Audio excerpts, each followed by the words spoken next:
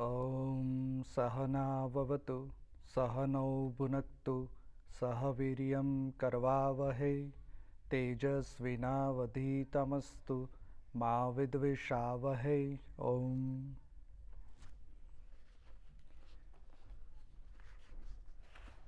In India, today is New Year. We had New Year yesterday, Yugadi or Cheti Chand or Gudi Padwa also. So wish you the best for the coming year. This new year already started. According to our traditions, it's Vishwa Vasu New Year. There are 60 Samvatsars and one of them is Vishwa Vasu, which began yesterday or today. And Saptarshi Samvat, there is a very old calendar which is very popular in Kashmir region, and there are two versions of it. One version began 6676 years before Common Era, so 6676 BCE. So according to that, this year is number 8701 according to Saptarshi Samvat, old tradition. And we are continuing our journey with Prashna Upanishad. We completed 3 questions. Today the fourth question. The verse first, अथ हैनं सौर्यायणी गार्ग्यः पप्रच्छ भगवन्ने तस्मिन् पुरुषे कानि स्वपन्ति कान्यस्मिन् जाग्रति Qatar एष देवः स्वप्नान् पश्यति कस्यैतत् सुखं भवति कस्मिन्नु सर्वे सम्प्रतिष्ठिता भवन्ति इति. The English meaning of that is, then Sauryayani of the Garga family or Garga clan, that is Gargya, approached Rishi Pippalad and asked, "O venerable one, who are they that sleep in Purusha? Who are they that are awake? What Deva perceives dreams? Which Deva experiences happiness? On whom are all these happening?" So this is basic question. When we sleep, what happens? We know something about our sleep, that our conscious mind, Jagrata Man, it's sleeping. Still we hear some noise, still we see certain light. So there is something awake. So Sauryayana Gargya is asking that in sleep, who is awakened? There is something, some part of us is awakened. So who is that? Who sees the dreams? When there is dream, we feel that we are part of it. We don't feel different from the dream. But there is somebody who is watching that dream. So who is that? Who experiences happiness? We all have this experience. If we get sound sleep, after waking up, we feel good. So who is that felt good, that happiness? And in whom all these are happening? See, the body functions are happening, subconscious activities like controlling heart, lungs, the blood circulation, everything is happening. But our conscious mind is not awakened. So who experiences all this? Because it's not us.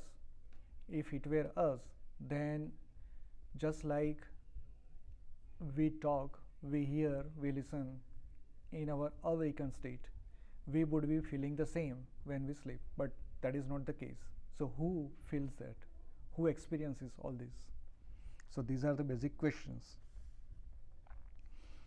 Second verse, तस्मै स होवच यथ गार्ग्य मरीचयो अर्कस्यास्तं गच्छतः सर्वा एतस्मिंस्तेजो मंडल एकी भवन्ति ताः पुनः पुनरुदयतः प्रचरन्त्येवं हवैतत् सर्वं परे देवे मनस्येकी भवति तेन तर्ह्येष पुरुषो न शृणोति न पश्यति न जिघ्रति न रसयति न स्पृशते नाभिवदते नादत्ते नानन्दयते न विसृजते नेयायते स्वपितीत्या चक्षते. Meaning of that is, Rishi Pipalada told Sauryayani, as when the sun is setting, all the rays of light gather together within that glowing orb and shoot out again every time it rises, so Gargya, all of them gather together within the highest deity, the mind. As a result, a person in that condition does not hear, does not see, does not smell, does not taste, does not feel, does not speak, does not grasp, does not experience pleasure, does not excrete, and does not move about. About him, people say, he is asleep. So there is one very good example given by Rishi Pipalada here. He says that when the sun sets, we all have experienced sometime. We might have seen sun setting over an ocean or over a ridge of mountains. We all experience that when the sun keeps going down, it feels like light is gathered all around us from the sky, from the space, and it vanishes in one spot, which is the sun. So it's like a process of sunset. So all the light is collected, gathered to where sun is, and it's going down or put off. So this is how we feel about sunlight. When sun sets, this happens, and when sun rises, again all of a sudden, from very low light, from no light to low light to full light, that transition happens in just fraction of a second. So Rishi Pipalada says that exactly what happens when we sleep and when we awake. So everything is gathered in our mind. Our mind is the one that knows, that experiences, that processes all our bodily functions. Mentioned here, what we hear, see, smell, taste, feel, speak, grasp, experience any pleasure, excrete, move, everything that is attributed to mind. These are the functions of mind. So when we sleep, it's like our mind is setting down like sun. So everything is gathered in mind and it goes within the mind.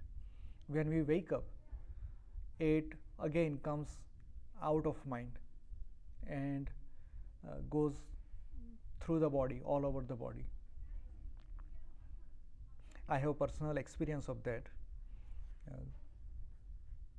Some time back, I think 3 or 4 years back, when I actually could see how we wake up. So there are different processes happening in not even a sub-second. Everything happens in a flash. So just at the moment when we wake up, there is a rush of some chemicals from mind that traverse throughout the body, and something between our spiritual heart and navel region that wakes up first. It's like imagine there is sponge in that area, and that soaks, that becomes wet with that chemical sent by mind. So that region first gets activated. It is like soaking itself, all the chemicals or whatever, I would say pran or whatever that functionality is, that substance is. And then the next is the whole torso, and the next step is the rest of the body. So these all things happen within sub-second. We cannot even count the time. It just happens and we can feel that. And many people can also see how we sleep. Usually we don't feel that we are sleeping. The state from wakefulness to sleeping, there is a boundary beyond which we do not feel anything. But if we become aware of going into sleep state, that is again one of the siddhis that yoga sadhana gives us, and many yogis also talk about it. And this is how even we die.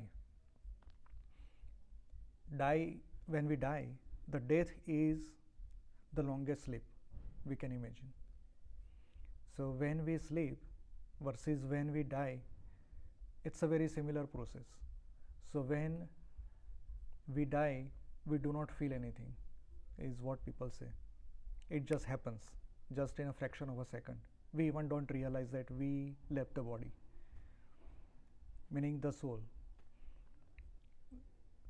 So some yogis, they say that if somebody can sleep with all the senses, can see the sleep state, will also be able to see the state of death. It's like willfully leaving this body. That can also happen. So these are all various experiences that we can get if we do some sadhana. And it is important. It is important to know how to leave body, because that second, not even second, that fraction of the second determines our next state. We have heard many stories, and the biggest example is Bhishma Pitama in recent times, that he wanted to leave body willfully. He stayed on Banshaya and left the body when Uttarayana occurred. And so he wanted to leave body willfully. But here we are talking about a state from being alive versus being dead. So that transition, we also need to be aware of that transition, so that our next state can be willfully determined. It just does not happen driven by other rules.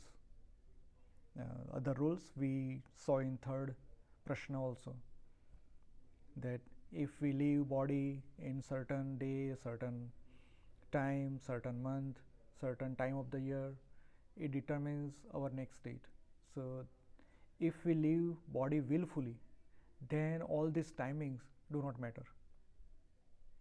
Our mind, our soul, actually it's our Atma that will determine what is going to happen next, irrespective of all the rules that are set forth in the universe. And that's why it is important to, as a first step, to know the state of from being awake to going into a state of sleep. And similarly, when we wake up, from sleepfulness to wakefulness, that transition, that is also important to witness that, because these are all small exercises, you can say. One step of the sadhana takes us to a profound experience in future. Third verse, प्राणाग्रय एवैतस्मिन् पुरे जाग्रति गार्हपत्यो हवा एषो अपानो व्यानो अन्वाहार्य पचनो यद गार्हपत्यात् प्रणीयते प्रणयनादाहवनीयः प्राणः. Only the fires of prana remain awake in this puri. The apana is like the household fire or garhyapatya. The vyana is like the digestion fire.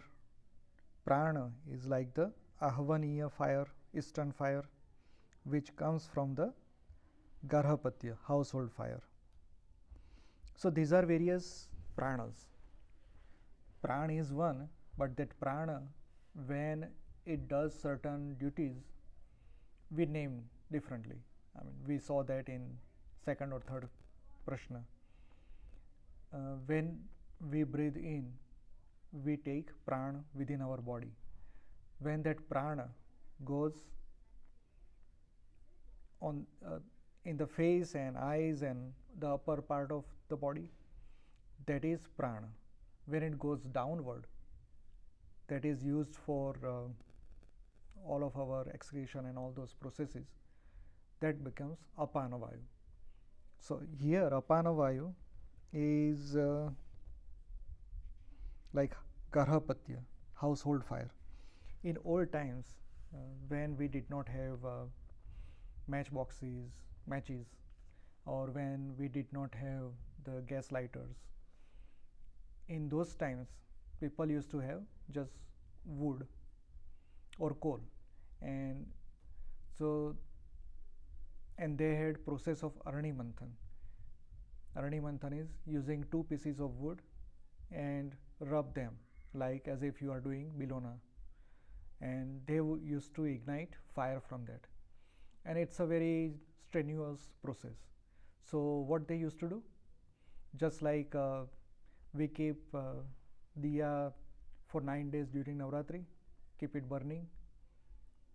Similarly, in those times, one diya used to be uh, lit throughout day and night, all the times, so that they could avoid doing Arani Manthan multiple times.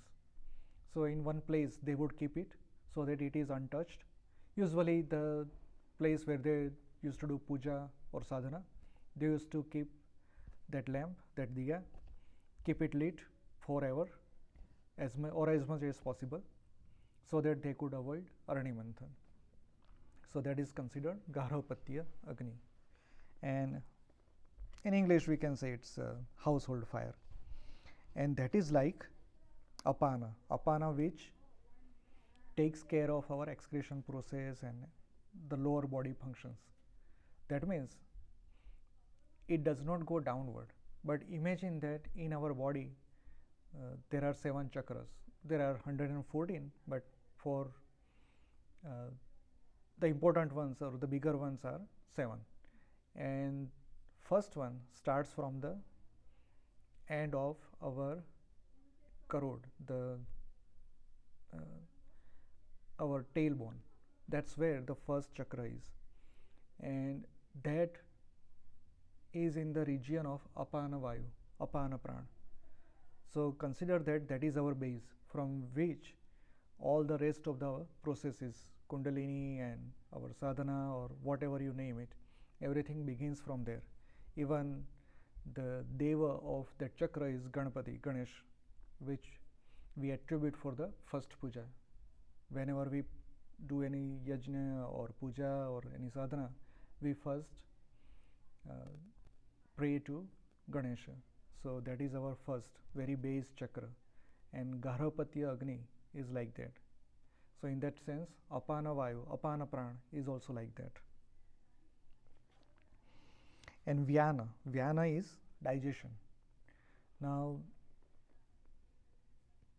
vyana is digestion.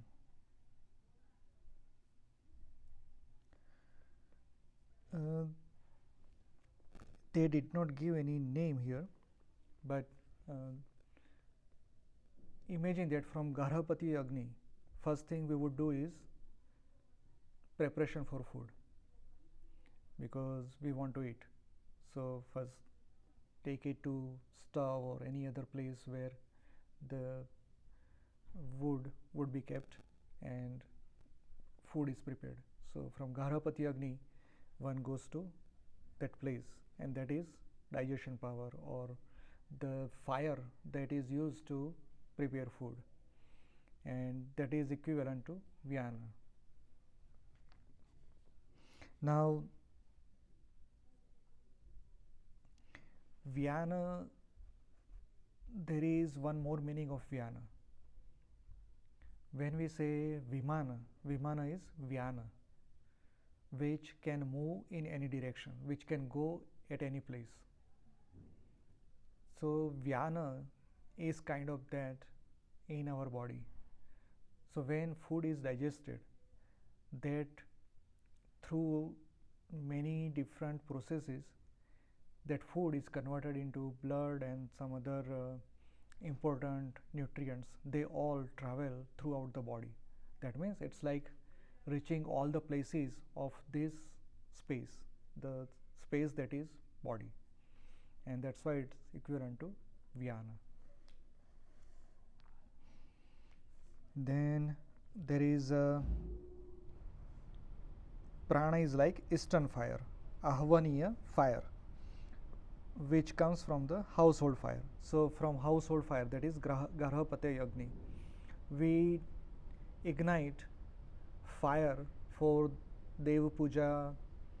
We use that for household the digestion fire or food preparation fire. So everything comes from there.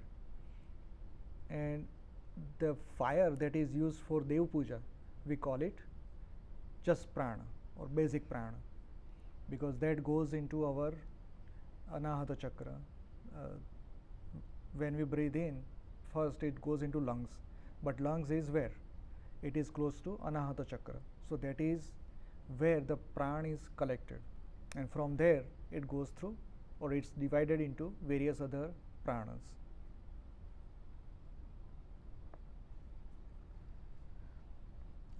And the next verse, it talks about the rest of the pranas. Yaduchvasanihi shwasa veta ahuti samam nayatiti sa samanah manoha vava yajamanah ishtafala mevodanah sa enam yajamana mahara brahma gamayati. So meaning of that is,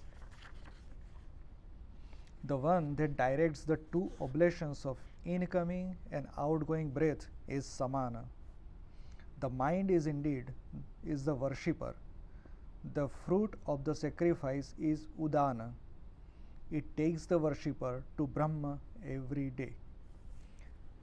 When we breathe in versus when we breathe out, prana stays throughout the body, but just the breath that goes out, it's just mixture of air, nitrogen, carbon dioxide, some oxygen, and some other elements. So when they are equal, when they become equal, it is samana prana, samana vayu. Samana is what is in is what is going out. Both become equal in time, in quantity, in quality also, if possible. Usually it's not possible because we take more oxygen and we give out more carbon dioxide. That's how body functions. But some yogis, even this practice is mentioned in Bhagavad Gita, that when we take breath in, we must imagine, we must do dharana that there is fire within our body. So when we take breath in, that fire, that yagna is constantly running. So we are giving ahuti of incoming breath to that yagna. And when we breathe out, that breath is, there is yagna going on throughout the universe in our space. So when we breathe out, that breath is like ahuti for the yagna that is outside. So one yagna within body, one yagna around us, universal yagna. So when we breathe in, offer this ahuti to the inner yajna. When we breathe out, offer that breath to outer yajna. And when both become equal, that means we do not take any element from incoming breath, we do not give out anything to outgoing breath. That means we do not take anything, we do not give anything. Then it becomes equanimous, it becomes samana. When that becomes samana, the fruit or the result of that is udana vayu. Udana is upward, which gives us buoyancy. And what is the upward moment? Two different metaphors. Kundalini Shakti will go upward, will reach the Sahasrar, that is our ultimate goal. And when it reaches Sahasrar, that is like Brahma, becoming Brahma, meeting Brahma, becoming one with Brahma. And in other sense, our progress becomes such upward that we become equanimous with Brahma. What is within versus what is outside is the same. It's like a pot made up of, it's like earthen pot made up of soil. If we put that in ocean, that pot will contain the same water that is outside, right? Drop that pot in the ocean. What happens within the pot? There is ocean water in that pot. What is outside? Same ocean water. There is no difference. But that pot is not aware of what is happening. So that pot thinks, oh, I am different from ocean. What is within me, that prana, that Brahma, is different from ocean. But it's not. It's just the mind that is giving us that illusion, that is Maya. So when that pot does this practice, give ahuti of breath to inward fire, inward yajna, and offer ahuti of that breath to outward yajna, the body, the mind, the senses that are made up of soil, soil meaning panch mahabhuta, five elements, Prithvi, Jal, Agni, Vayu and Akash. So when that body, those senses, they do not hinder our understanding of reality. The ocean outside versus ocean inside is the same, and that is to control samana prana, samana vayu, so that our udana becomes urdhvagati. So within our body, Kundalini Shakti can also be represented with that, and the reality of existence that can also be described via this process. So both are the same.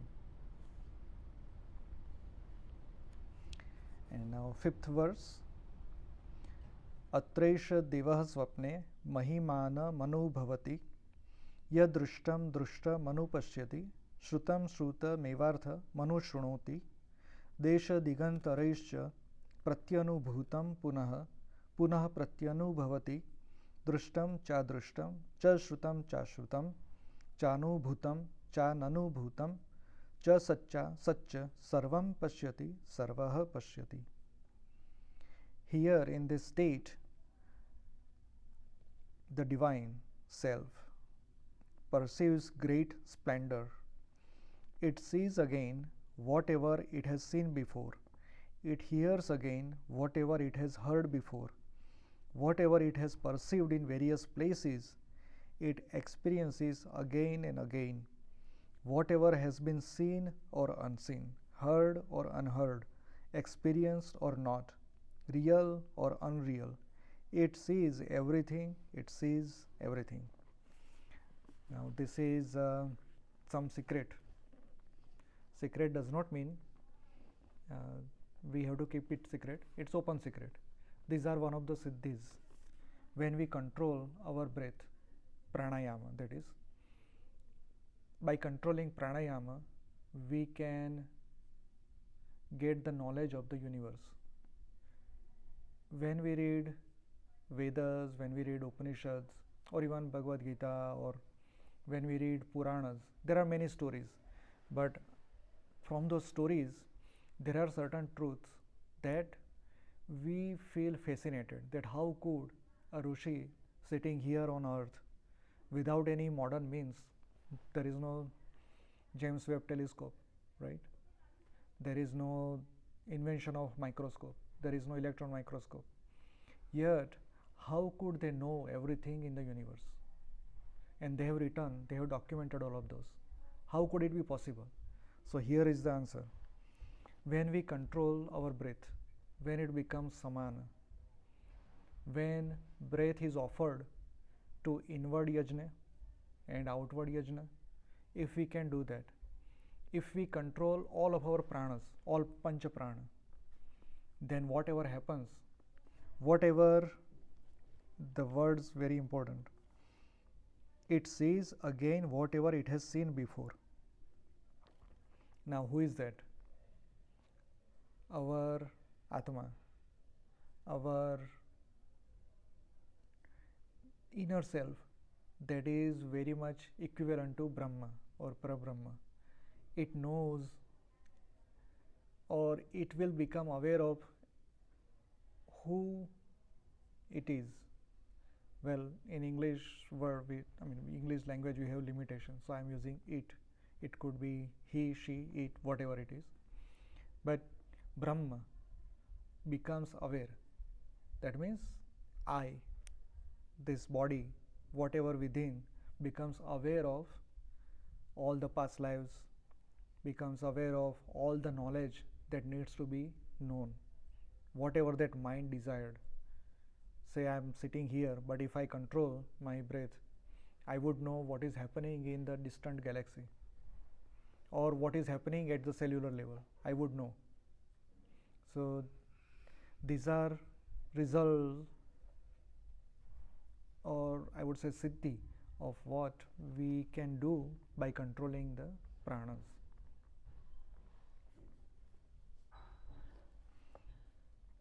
Sixth verse.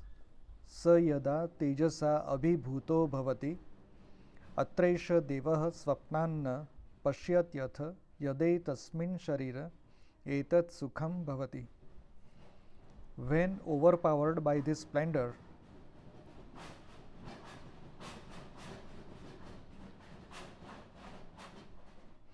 then the divine self no longer sees the dream. Then it only experiences bliss via the body. Again, the profound experience of samadhi. See, all these siddhis, they are interim side effects, I would say. If we keep indulging in those, then our progress stops. But when we keep progressing, we do not indulge into whatever siddhi we attain. Then the next step is bliss. What is bliss? When we call, there are different layers of body. The ultimate layer is Anandamaya Kosha. Anandamaya meaning the self is going beyond the limitations of body and organs or senses. So in that state, when Bhagavad Gita, Sri Krishna said Sthita Prajna, so all the characteristics of Sthita Prajna person is what can be realized being in the final state of Anandamaya Kosha, and that can be achieved by equanimating the in-breath, out-breath, and offering, giving ahuti of in-breath to internal yajna and the yajna that is outside.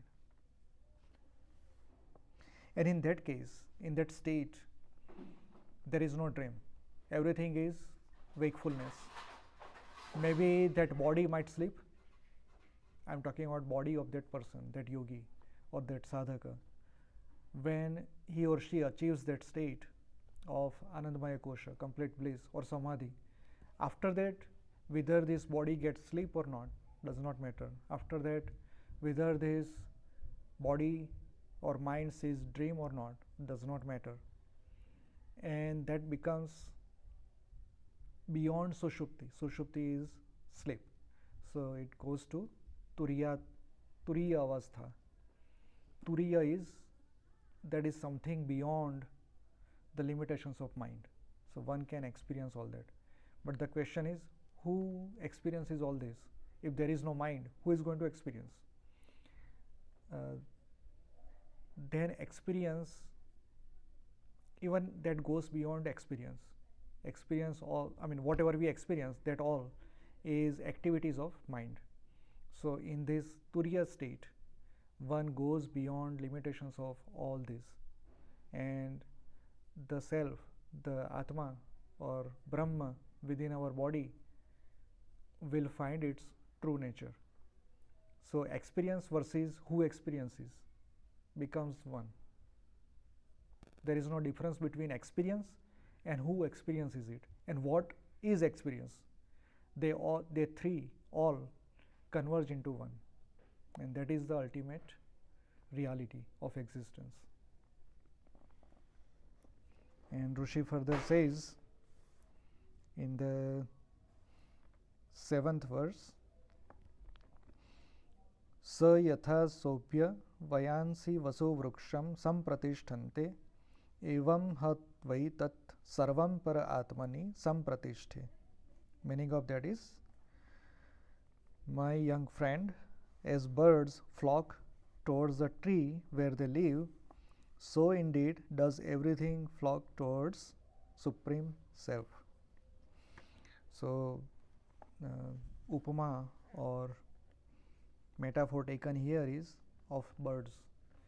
Birds roam around everywhere, in the forest, in the cities, in the villages, rivers, wherever they go, wherever they find food, they will roam around.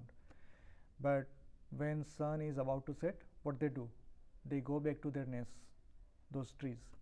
Similarly, everything goes back to that divine self, that supreme self, that Parabrahma residing in our body, or that is outside. This does not matter whether it resides in the body or outside.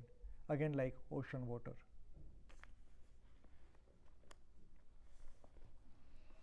8th verse, पृथिवी च पृथिवी मात्रा चापश्चापो मात्रा च तेजश्च तेजो मात्रा च वायुश्च वायु मात्रा चाकाश मात्रा च चक्षुश्च द्रष्टव्यं च श्रोत्रं च श्रोतव्यं च घ्राणं च घ्रातव्यं च रसश्च रसयितव्यं च त्वक्य स्पर्शयितव्यं च वाक्च वक्तव्यं च हस्तौ चादातव्यं चोपस्थश्चानन्दयितव्यं च पायुश्च विसर्जयितव्यं च यादौ च गन्तव्यं च मनश्च मन्तव्यं च बुद्धिश्च बोद्धिव्यं चाहङ्कारश्चाहङ्कर्तव्यं च चित्तं च चेतयितव्यं च तेजश्च विद्योतयितव्यं च प्राणश्च विद्यरयितव्यं च.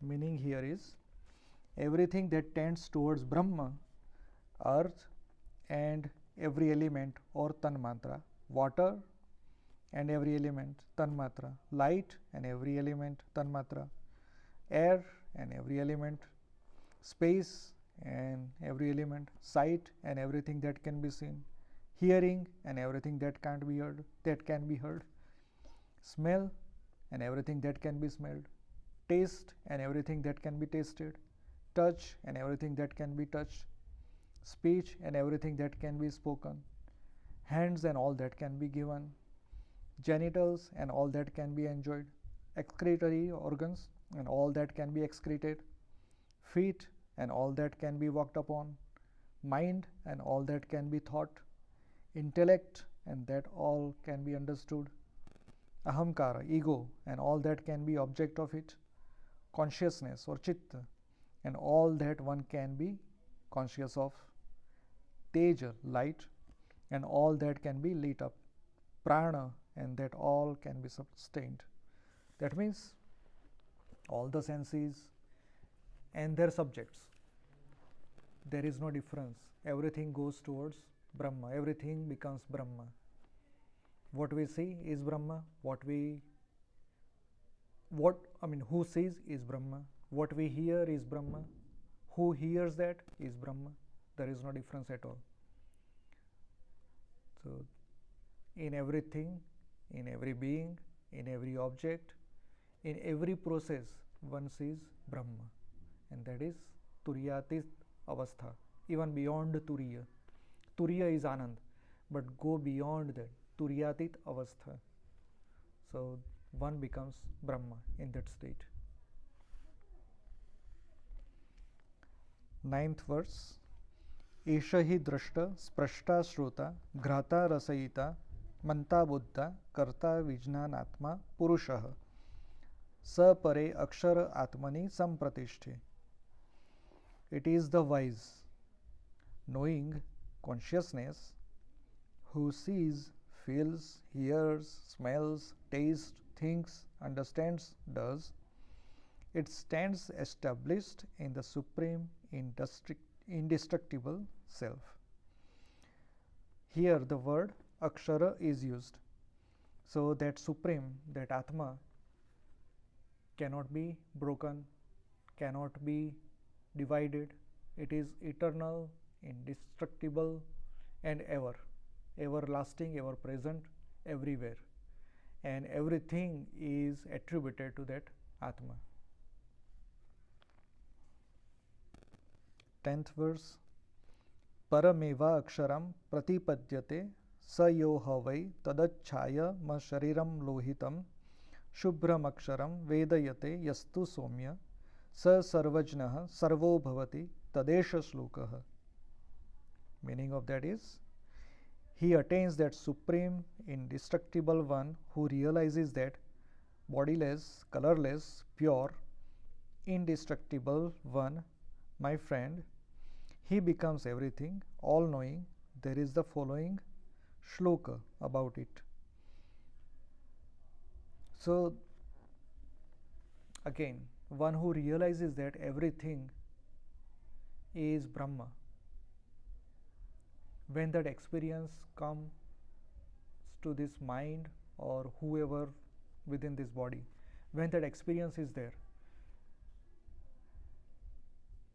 there is no matter whether the mind is there or not, but whoever is within will realize its true nature, and in that case it becomes that true nature, which is Brahma. And the next shlok, which Rishi Pipalada is saying, confirms that. The shloka, 11th verse. Vijnanatma saha devaischa sarvaihi prana bhutani sampratishthanti yatra tadaksharam vedayate yastu somya sa sarvajnah sarvameva visheshiti. My young friend, he who knows that indestructible one in which all the wisdom of the self, Godhood, and all pranas rest, he becomes all-knowing. He enters or pervades Paramatma or everything. So, just by knowing does not mean just the words or reading or listening. When that practice happens of samana ahuti, of breath, and whatever experience after that sadhana comes, ultimately the person will know about Akshara Brahma, is what this shloka says. And Bhagavad Gita has one complete adhyaya on that, Akshara Brahma Yoga, I think it's chapter or adhyaya 8. That also talks about that once that experience comes into nature, one becomes that Brahma. There is no difference between the person within the body or the Brahma outside that resides in everything and everywhere and the universe. So, our goal is to attain that experience, and once that experience comes, once we know that, then we become one. And after that, whether the body stays or leaves does not matter, whether mind stays or leaves does not matter, whether senses are there or not doesn't matter. So everything is accepted, everything is negated, one can say that. And there are two different thought processes, actually 2.5, some can say 3. There is Nirguna Brahma, there is Saguna Brahma, and there is Vishishta Brahma. These are 3 different school of thoughts. Some would say Advaita Nirguna. There is no attribute or there is no characteristic in Brahma. One would say Brahma is everything, but we can perceive via a form, the murti or anything that we can perceive. And using that as a tool, we can reach Brahma. And third school is there is a distinction between Nirakar Nirgun Brahma and the rest of the creation. So that is Vishishta Advaita or Vishishta Guna or Saguna Brahma. They think when we realize who we are, then we realize who God is, who Parabrahma, Paramatma is. And when we realize that, we still keep our existence. There is a distance between that Brahma and us. But this Upanishad does not say about that. This Upanishad clearly says that we become one with Brahma. So, Saguna Brahma or Nirakara Brahma. Saguna Brahma, Mirabai realized that. It is said that when she left body in Dwarkadish Mandir, she merged with Dwarkadish. That's what is said. That is Saguna Brahma. She attained the state of being one with Saguna Brahma. And there is Nirguna Brahma, Nirakara Brahma, and many yogis, many sages have attained that state. And so there are both the paths, and they all converge into one, is what this Upanishad says. And this concludes Chaturtha Prashna. So we'll end here. Om Purnamada Purnamidam Purnat Purnamudachyate Purnasya Purnamadaya Purnamevavashishyate. Om Shanti Shanti Shanti.